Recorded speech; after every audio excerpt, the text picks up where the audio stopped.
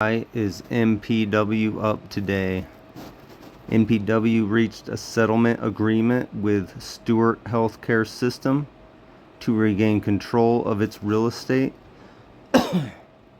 This was done to protect essential operations of the facilities. It has reached new lease agreements in several states, including Arizona, Florida, Louisiana, Ohio, and Texas.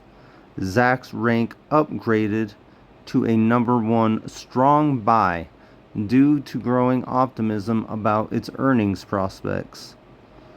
Truist raised the price target from $5 to $6.